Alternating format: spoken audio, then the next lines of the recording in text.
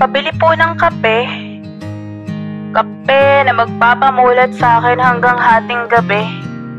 Kape na magsasampal sa akin na sa puso niya may iba ng nagmamay-ari. Kape na magtatanggal ng aking pagkasawi. At kape na magpapaalala sa akin na ayusin ko muli ang aking sarili. Pabili po ng sardinas. Sardinas na uulamin namin kahit abutin kami ng bukas. Sardinas na ang kakailanganin lang na sahog ay ang pag-ibig naming wagas. Sardinas na hindi mapapanis kahit paulit-ulit niyang sabihin, gusto ko nang kumalas. Sardinas na sa labas ay puno ng gasgas, tulad ng damdamin kung sa kanya'y hirap pa ring makaaklas. Pabili po ng tinapay. Tinapay na kasing lambot ng kanyang mga kamay. Tinapay na magbibigay ng sustansya upang kalabanin ang kirot ng puso kung gusto ng humimlay. Tinapay na sa akin niya'y inalay, na akala ko'y papasayahin ako habang buhay. Yan pala'y unti-unti akong ililibing ng buhay. Pabili po ng candy. Isang candy na hindi madaling mawala ng tamis, para sa puso kong siya lang ang ninanais. Isa pang candy na hindi madaling malusaw, tulad ng mga atensyon niyang dati ay ako lang ang pumupukaw. Isa pa ulit na candy, yung magtatagal ang lasa, para sa mga pangako niyang ngayon inilaan niya na sa iba. Pabili po ng yelo. Yelo para sa puso niyang nanigas na tulad ng bato. Yelo din dahil sa nanlamig niya ng sakit rato. Bakit hindi niya maramdaman na kahit malamig ako tulad ng yelo, ang pag-ibig ko sa kanya ay seryoso at totoo. Pabili po ng sabon. Sabon na magpapadama sa akin na kailangan ko ng umahon. Sabon na kayang tanggalin lahat ng sugat at sakit na nagawa ng kahapon. Pero bakit ginawa niya lang akong isang sabon? Tila kay bilis niya lang akong itinaboy.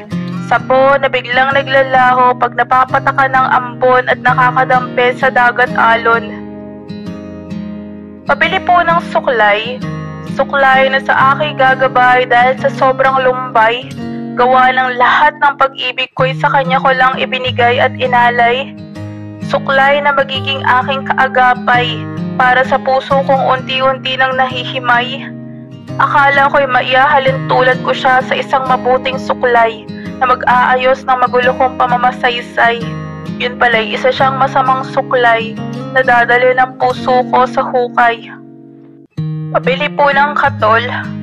Katol na sisindihan ko para magpatigil ng aking luha at hagulkol.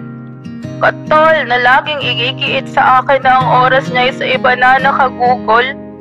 Katol na magpapadama sa akin na sa relasyon na to, ako na lang ang naghahabol. Katol na hindi titigil magpaalala sa akin na ang nararamdaman ko sa kanya'y dapat ko nang ibaon at ipurol. Pabili po ng asukal. Asukal na magpapalit ng pait sa puso kong araw-araw na lang sumisigaw ng aray.